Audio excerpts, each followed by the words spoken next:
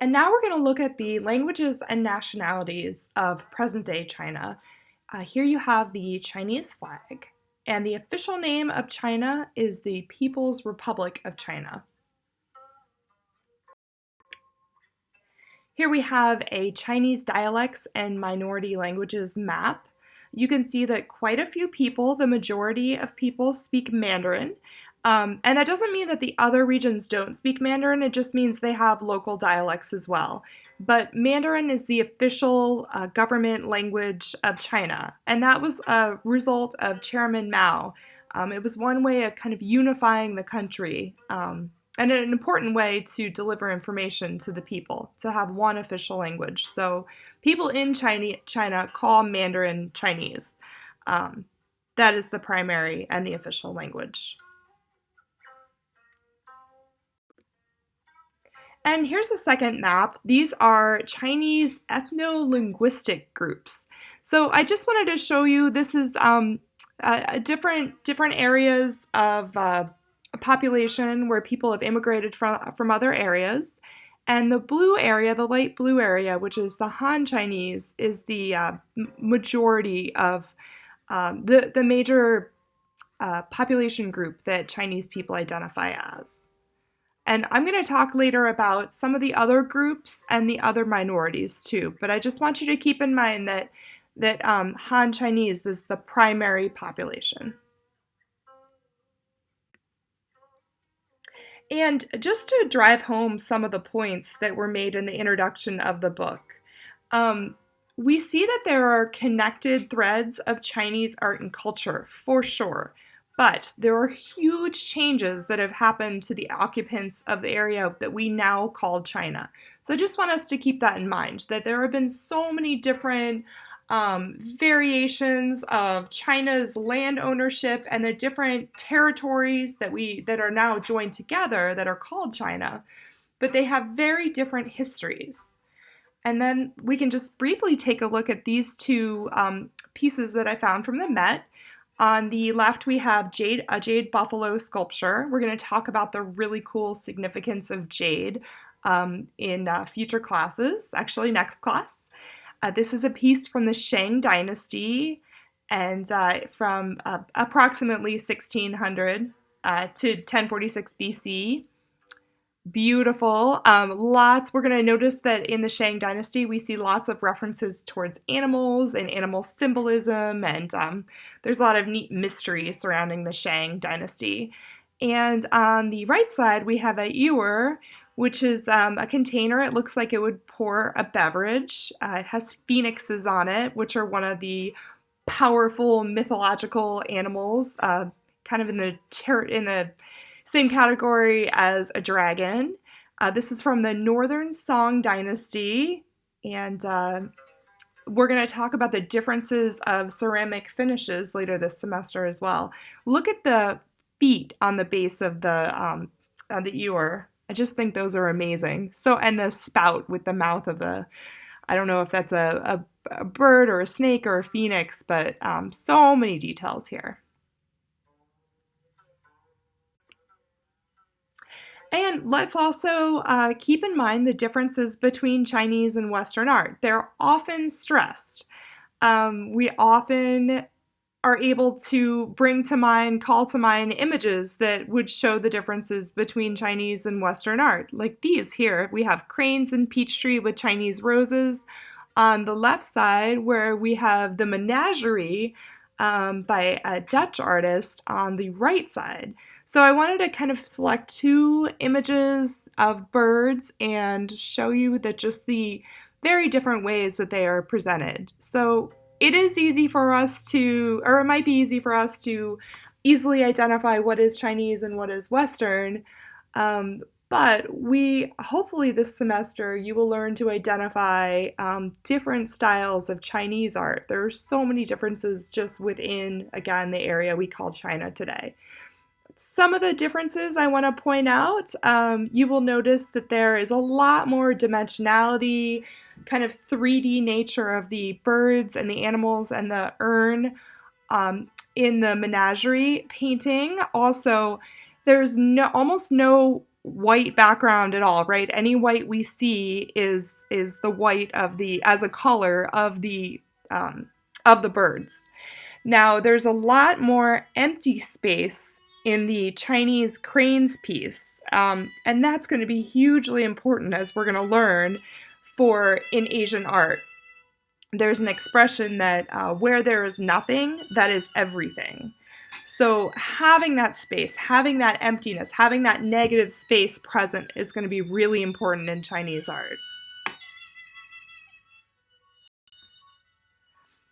And again, just remember how vast and massive China is. It covers numerous climate zones, and that can be hard to remember because I'm sure everyone has a picture in their mind of what all of China looks like, but it's all very different. So they have everything from the polar and the mountain climates in the north and even out in the west. They even have a savanna and a monsoon climate in a small pocket down on the southern side. A lot of it is a dry winter, hot summer, dry winter, warm summer. But there's even subarctic areas. So, and of course, desert. There's a huge part of Inner Mongolia that is desert. So, very, very different climates, which is going to change the pieces of art that we see. And of course, China covers numerous ecological environments. Just pick two pictures of workers just to kind of show you remind you of the differences between the city and urban populations versus a lot of agricultural areas. So we've got some farmers spraying crops, and we also have what looks like a recycling plant and a woman using a handmade broom to sweep up bottles. So very different modern environments today. And there are very different social and religious ideas. So the way you pronounce the name that begins with a U on the right side is Uyghur. And these are Muslim Chinese this is Kashgar, the photo here, and that's along the Silk Road, an ancient trading city.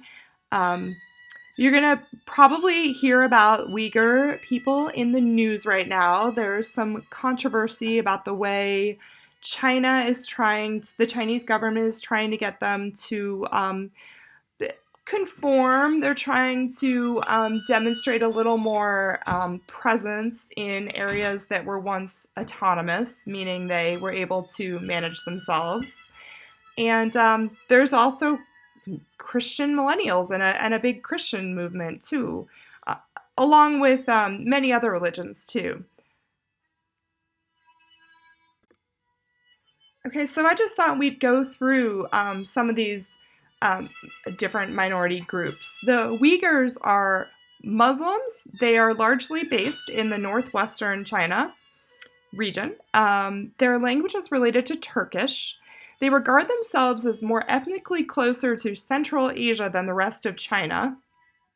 And you can almost see that in the architecture. It looks looks more like Middle Eastern rather than Eastern. The economy revolves around agriculture and trade. Again, it was along the famous Silk Road, which we will definitely talk more about. Some Uyghurs support the notion of being an independent state. China is very territorial, is a great word to describe them. They're very careful about the ownership of their territories, and we'll understand a little more why when you look at how many different outside groups have come in and threatened their way of life, and even groups like the Mongols, who were foreigners that came in and took over the government. So you can understand why walls and military and protection has become important to China today, because it's all explained in the history. And Xinjiang, this area where the Uyghurs lived, is officially an autonomous region like Tibet. So they autonomously govern themselves, but they are part of China. And that's really important that China makes that distinction. The Han Chinese, they make up 92% of the Chinese population. Um, Officially, there are 55 other minority groups, but the Han is what most Chinese people identify as. And then, of course, we have Tibet also in the news a lot. I'm sure you've seen free Tibet shirts and bumper stickers, and there have been concerts to raise awareness for Tibet. They live in the Tibetans live in the mountains in the Tibetan Autonomous Region. There's a huge focus on agriculture. The estimated population is 5.4 million. Most people identify as Buddhist, and you have the Dalai Lama here. Beijing, the capital of China, remember, claims sovereignty over the Himalayan region of Tibet, although Tibetans see themselves as an independent area.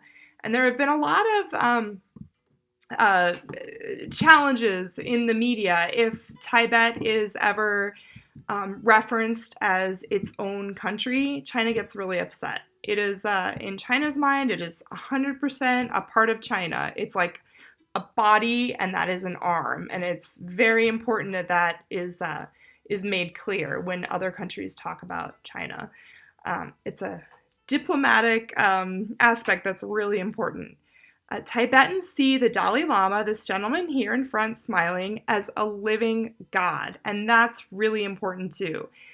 He is not allowed. He has been, he would be probably arrested and maybe even worse if he were ever to go back into China. So he lives peacefully in Tibet and travels around the world spreading peace and talking about Buddhism and celebrating other religions. China sees him as a separatist threat. And we'll talk more about him too, because that's really interesting. But those are the Tibetans. Next, we have a couple smaller ethnic groups. I believe you say this, Zhuang, and they are the second largest ethnic group in China after the Han, with 18 million. They live in an autonomous region in the south. After a 1929 revolt, they widely began to support the Communist Party. And these are traditional costumes, of course, here. Not necessarily how they dress every day. And I believe you pronounce this the Miao group. There are 9.6 million Miao people in China. They're related to the Hmong of Vietnam, and like the Hmong, they tend to live in relatively isolated hilly areas. Here we have a very happy, jovial-looking gentleman in the Hui ethnic minority. There are 9.8 million. They're concentrated primarily in the northwest area of China. This is another autonomous region, so able to kind of self-govern. And like the Uyghurs, they are Turkish in origin and are Muslim, although they have not retained the Turkish language. The Yao trace their origin to northern China, but now are mostly concentrated in southern China. They live in mountainous regions. There are 2.6 estimated million in China, and they have significant communities outside China in Thailand, Vietnam, and Laos. And this is more of obviously an ethnic group in the United States, but a lot of students that take this course are Hmong. So I wanted to just make a couple of comments about this important group, because there is a large population of Hmong people in Wisconsin and Minnesota, as well as California. But we do have quite a bit here in Wisconsin, which is excellent. They are descendants of the Miao group of southern China. Over 99% of Hmong Americans were originally from Laos. The highest population, like I said, are in the US, in California, Wisconsin, and Minnesota. And the reason for that is that they assisted Americans during the Vietnam War. Many of the Hmong people, so many of your fellow students who were Hmong, many of their parents and grandparents helped the American CIA by joining General Vang Pao's secret army, which disrupted the North Vietnamese efforts to supply weapons to the communist Viet Cong rebel forces. This was hugely important. They knew, because they were a people that lived in hill towns, they understood the land and the geography better than the American CIA forces did, and they were able to really, really help out. There are several important monuments to their work celebrating the Hmong secret army. The U.S. passed a Refugee Act of 1980 permitting the families of the secret army to immigrate to the U.S. And that caused a big flood of immigration. Especially in Wisconsin and Minnesota. These are Hmong dancers in traditional costume at a cultural festival in Two Rivers, Wisconsin.